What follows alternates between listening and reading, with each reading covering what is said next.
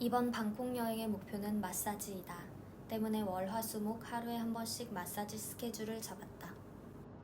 가장 첫날은 저렴한 마사지를 받고 점점 가격을 올려 마지막에는 고급 스파를 받는 것이 목표였다. 월요일 비행기에서 내리자마자 까오산 로드로 향했다. 까오산 로드에는 아주 오래된 마사지 샵이 있다. 바로 빠이 스파이다. 결론부터 말하자면 여행 내내 갔던 세 곳의 마사지 샵 중에 빠이 스파가 단연 1등이었다. 가성비 면에서도 시원한 면에서도 1등이다. 하지만 조금 추웠다. 대기 손님이 많아서 예약을 걸어두고 우리는 까오산 로드로 나왔다. 음식점에 가서 저녁 식사를 하면서 창 맥주를 마셨는데 아주 맛있고 시원했다. 특히 모닝글로리와 게살볶음밥이 잘 어울렸다. 다음 여행에서 단 하나의 마사지 샵을 추천하라고 한다면 나는 당연히 빠이스파를 추천할 것이다. 우리가 까오산 로드에 선택한 숙소는 디 엠버 호텔이다. 빠이스파와 도보거리에서 가장 가까웠기 때문인데 아침 조식이 태국 가정식으로 나와서 아주 만족스러웠다. 작은 휘트니스 센터도 있어서 매우 귀여웠다. 이튿날 아침에는 코반캣을 자전거 투어를 예약했다. 때문에 이 투어가 끝나면 굉장히 땀이 많이 나고 지칠 것이므로 스파가 필수였다. 첫날에 갔던 빠이 스파는 길거리에 있는 스파였지만 두 번째로 선택한 스파는 조금 더 고급 스파인 탄 센추어리다. 게이손 백화점에 위치해 있다. 탄 센추어리 스파는 게이손 백화점에 위치해 있지만 찾아가는 것이 그렇게 쉽지는 않았다. 왜냐하면 에스컬레이터를 몇 번 탔어야 했고 나선형 계단까지 올라가야 했기 때문이다. 하지만 이 건물 내에 있어서 좋은 점은 만약에 시간이 여유로웠다면 유명한 음식점을 찾아가서 저녁 식사를 하고 스파를 받을 수 있다는 점이다. 우리는 자전거 투어가 끝나는 시간이 너무 빡빡하여 저녁 식사를 하지 못하고 바로 스파로 달려갔다. 탄 센추어리 스파는 웨딩샵의 오른편에 위치해 있었는데 누가 봐도 센추어리 스파답게 아주 커다란 매장을 가지고 있었다. 사실 이 스파가 비싼 이유는 탄 센추어리라는 화장품 제품, 아로마 제품을 사용하기 때문이다. 탄 센추어리라는 아로마 브랜드가 있었다. 게이손 백화점에 있는 탄 센추어리 마사지 샵은 관광객들이 좋아하는 마사지 샵이 아니라 태국 현지인들이 좋아하는 샵이라고 했다. 특히 하이소라고 불리우는 태국의 상류층들이 예약을 걸어놓고 다니는 마사지 샵이라고 해서 궁금했다. 빠이스파에서도 개별적으로 아픈 부분, 마사지가 필요한 부분에 대해서 물어보고 마사지 강도를 선택할 수 있게 해주었지만 게이손에 있는 탄 센추어리 스파는 그런 질문들이 조금 더 디테일했던 것 같다. 그리고 아로마 향기를 직접 선택할 수 있게 했다. 우리는 시향을 해보고 한 가지 아로마 향기를 골랐다. 시향지에 있는 아로마 향을 맡으면서 어떤 아로마 오일을 사용할지 골랐다. 아로마 시향지에는 꽃향도 있었고 과일향도 있었고 허브향도 있었다.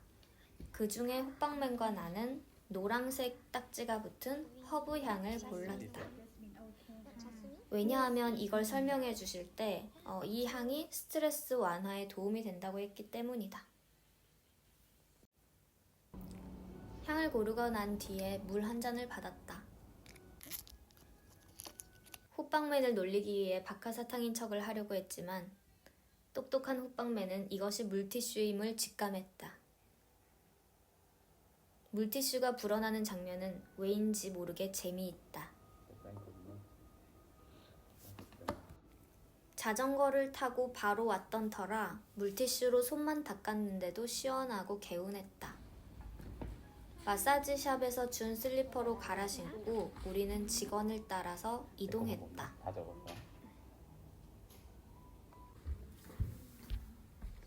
탄 센추어리 스파는 다른 곳보다 훨씬 더 동선이 간단하고 가까웠다. 홀에서 바로 스파 룸으로 들어가는 구조였다. 우리는 여기에서 샤워를 먼저 하고 마사지를 받을 수 있냐고 물어봤더니 직원이 흔쾌히 오케이라고 했다. 하지만 샤워를 먼저 하는 것이 아니라 발 마사지를 먼저 받고 샤워를 할 수 있다고 했다. 소금 같은 스크럽제로 발을 아주 시원하고 정성스럽게 씻어주셨다.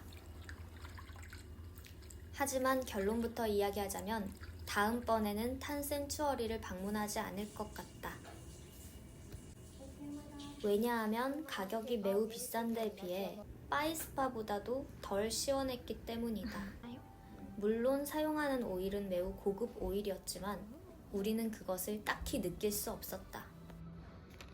승모근을 집중적으로 풀어주는 마사지를 받았지만 쿡쿡 찌르는 느낌만 날 뿐 근본적인 시원함은 없었다. 하지만 후식으로 마신 자스민 차는 맛있었다. 마지막 날 우리는 짐 톰슨의 집에 방문했다. 그리고 바와스파로 향했다. 바와스파는 한국인들에게 가장 유명한 스파라고 한다. 그래서 그런지 여기저기에서 상담하고 있는 세 팀이 모두 한국인이었다. 그리고 이 직원들이 한국어를 꽤 잘했다. 바와스파는 다른 스파 전문점과 다르게 색다른 맛의 사전 차를 주었다. 다른 곳은 모두 자스민 차였는데 여기에서는 약간 새콤달콤한 홍초 맛이 나는 차를 주었다. 그리고 지금까지 갔던 스파 중에 가장 고급스럽고 큰 규모를 자랑했다. 여기저기에 예쁜 소품들이 놓여 있었고 직원들의 말투가 가장 나긋나긋했다. 이 바와스파의 장점은 맞은편에 바로 식당이 있다는 것이다. 이 식당은 그 유명한 프라이라야라는 식당이다. 미슐랭 평점을 굉장히 높게 받은 식당이라서 예약이 치열할 것 같았다. 그래서 우리는 바와스파를 예약하고 호빵맨이 바로 맞은편으로 건너가서 식당 예약을 하고 돌아왔다. 우리는 커다란 캐리어를 들고 있었는데 바와 직원이 우리를 보자마자 마중 나와서 캐리어를 들어주었다. 정말 황송했다. 바와스파는 직원 수도 많고 직원들 교육이 굉장히 잘 돼 있는 것 같았다. 다들 목소리가 나긋나긋 조용조용했다. 그래서 우리도 속삭이듯이 이야기했다. 바와스파에서 가장 신기했던 점은 마사지 장소로 가는 길이 굉장히 미로처럼 복잡했다는 것이다.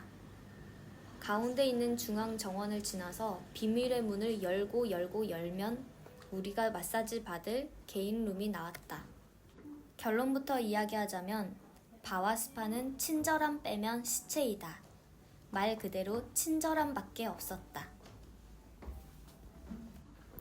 정말 과분할 정도로 친절해서 너무 감사했지만 정작 마사지 하시는 분의 스킬이 바이스파 스킬에 한참 못 미치는 느낌이었다. 그러나 마사지 장소의 프라이빗한 느낌과 인테리어, 그리고 음악과 온도가 좋았다. 여기에서도 고급 스파이다 보니 마찬가지로 옷을 갈아입었어야 했다. 시원함으로 따지자면 이렇게 가격이 비싼 오일 마사지보다는 건식 마사지, 태국 마사지가 훨씬 더 시원한 것 같다. 바와 스파에서도 마찬가지로 샤워실이 있었다. 다음에 태국 여행을 간다면 꼭 아로마 마사지보다는 스톤 마사지와 태국 마사지를 받을 것이다. 마사지가 끝난 후 호빵맨과 앉아서 마사지에 대한 이야기를 했다. 호빵맨은 방문했던 세 곳의 샵 중에 가장 별로였다고 이야기했다. 하지만 바와스파는 정말 친절함 빼면 시체이다. 후식으로 주는 간식도 정말 정성스러웠다. 같이 주었던 꿀차 맛이 나는 차, 그리고 용과와 과자들까지 모두 맛있었다. 하지만 잠시 뒤에 맞은편에 있는 프라이라야를 가야 하므로 우리는 조금만 먹었다. 바와스파의 장점은 친절함, 그리고 프라이라야의 맞은편에 있다 라는 것 두 가지이다. 올라갔어 지금 1점에서? 하지만 마사지 기술은 필요가 없고 친절함이 최고다 라고 생각하는 사람에게는 최적의 마사지 샵이 아닐까 싶다. 특히 캐리어는 절대로 손님이 들게 하지 않는다. 게다가 택시까지 잡아준다. 우리는 바로 맞은편에 있는 뿌라이라야로 갔다. 이것이 바와스파의 가장 큰 장점이다.